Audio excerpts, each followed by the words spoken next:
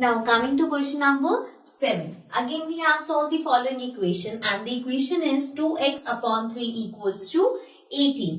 अब हम यहाँ पे अगर x देखें तो इसके साथ दो नंबर्स हैं, एक 2 एंड एक 3. 2x के साथ मल्टीप्लाई हो रहा है एंड 3x के साथ डिवाइड हो रहा है. सो हमें यहाँ पे इसे दो स्टेप्स में करना पड़ेगा. सबसे पहले ये जो 3 डिवाइड हो रहा है इसको हम राइट हैंड साइड भेज सकते हैं.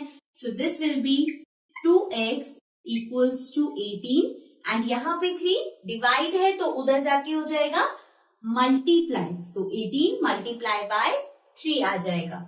Now this will be 3 into 8 is 24 and 3 into 1 3 plus 2 54. अब हमारे पास इक्वेशन आ गई 2x इक्वल्स टू 54. अब हमारे पास x के साथ है 2. सो 2 मल्टीप्लाई हो रहा है, इधर आके 2 डिवाइड हो जाएगा. सो x विल बी 54 अपॉन 2. अब हम इसको कट कर सकते हैं. This will B 1, this will B 2 2 4 and 14 will be 7. सो हमारे पास आ गया x इक्वल्स टू 27. x की वैल्यू आ गई 27. So this was question number 7. Now let's come to the next question. Now coming to question number 8, exercise 2.1. Again we have solved the following equation and the equation is 1.6 equals to y upon 1.5. अब अगर हम y के साथ देखें तो हमारे पास upon में 1.3 है. So इस 1.3 को हम यहाँ पे भेज सकते हैं. अब हम राइट हैंड साइड से लेफ्ट हैंड साइड भेज रहे हैं. सो सेम चीज होगी, यहाँ पे ये डिवाइड हो रहा है, इधर जाके मल्टीप्लाई हो जाएगा. So this will be 1.3 multiply and this will be equal to 5. अब इसको मल्टीप्लाई कर लेते हैं. 1.6 into 1.5, 5 into 6 30, 5 into 1 5 plus 3 is 6 7 8. So we have 8 and then 1 into 6 6, 1 into 1 1. So we'll get 0. Now 8 plus 6 is 14 and 1. So we'll get 240. But यहाँ पे 2 point है decimal की, so यहाँ पे डेसिमल आ जाएगा. So this will be 2.4. So ये आ गया 2.4 equals to y. Means y की वैल्यू आ गई 2.4. Okay. So this was question number 8. Now let's come to the next question. Coming to question number 9 of exercise 2.1. The question says again solve the following equation and the equation is 7x minus 9 equals to 16. So x के साथ अब again we have left hand side पे हमारे पास दो numbers हैं. एक x के साथ multiply हो रहा है और एक subtract हो रहा है. तो दोनों numbers को हमें right hand side भेजना पड़ेगा. सबसे पहले let's transpose 9 to the right hand side. So we'll get 7x equals to 16 and यहाँ पे ये माइनस हो रहा है तो इधर आके plus 9. Now 7x equals to 16 plus 9 is 25. Now 7x means x के साथ 7 मल्टीप्लाई हो रहा है, इसको इधर भेजेंगे. This will B divided. So x equals to 25 upon 7. ठीक है.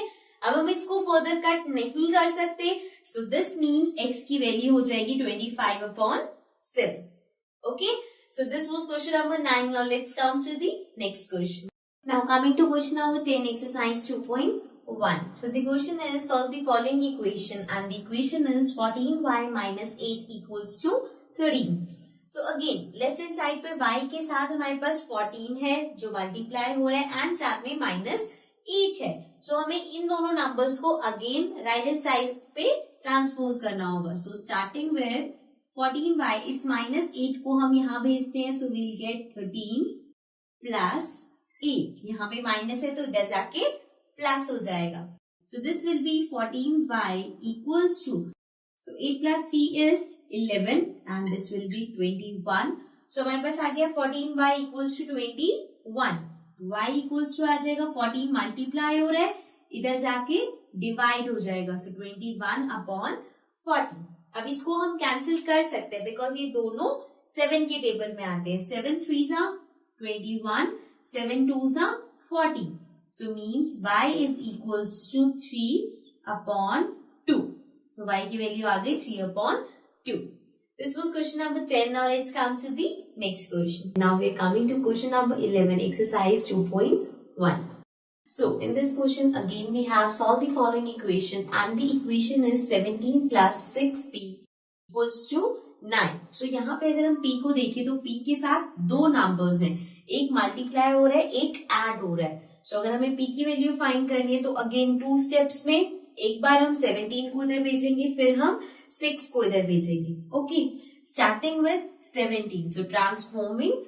So transposing 17 to the right hand side, we'll get 6p equals to 9. Now यहाँ पे 17 प्लस है, so यहाँ जाके माइनस हो जाएगा. So minus 17 again 6p. अब इसको माइनस करेंगे, 17 माइनस 9 इज 8, बट साइन आएगा माइनस का बिकॉज 17 के साथ माइनस साइन है. नाउ p निकालना है तो 6 यहाँ पे मल्टीप्लाई हो रहा है, 6 को इधर भेज देंगे, will get p equals to minus 8 upon 6. यहाँ मल्टीप्लाई है तो इधर आके डिवाइड हो गया. अब इसको हम 2 के टेबल से कट कर सकते हैं. 2 4 जा 8, 2 3 जा 6.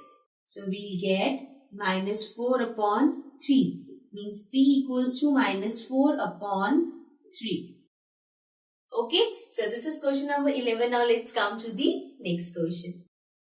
Now coming to question number 12. So the question says solve the following equation and the equation is x upon 3 plus 1 equals to 7 upon 15. So यहाँ पे अगेन एक हमारे पास 3 नंबर है जो x से डिवाइड हो रहा है, एक 1 नंबर है जो प्लस हो रहा है. So now दो स्टेप्स में अगेन पहले 1 को उधर भेजेंगे, देन 3 को यहाँ भेजेंगे. So x upon 3 equals to 7 upon 15. यहाँ पे प्लस 1 है, उधर जाके माइनस 1 हो जाएगा. So this will be LCM लिया, this will be 15, 7 minus 50 and यहाँ पे x upon 3. Then again x upon 3 equals to now 15 minus 7 is 7, 8, 9, 10, 11, 12, 13, 14, 15. So we have 8 upon 15 and this will be minus 8 because 15 बड़ा number है उसके साथ minus sign है. सो हमारे पास आ गया माइनस 8 अपॉन 5.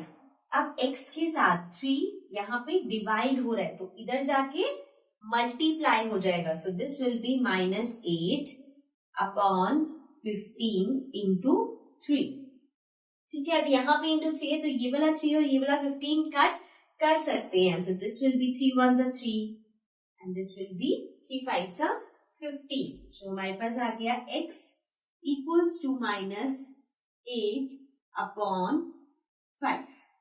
ठीक है, so this is the answer. This was question number 12. This was the last question of this exercise. With this, we complete our exercise. If there is any doubt, any query, please write us in the comments below and also do subscribe our channel. Bye-bye for now.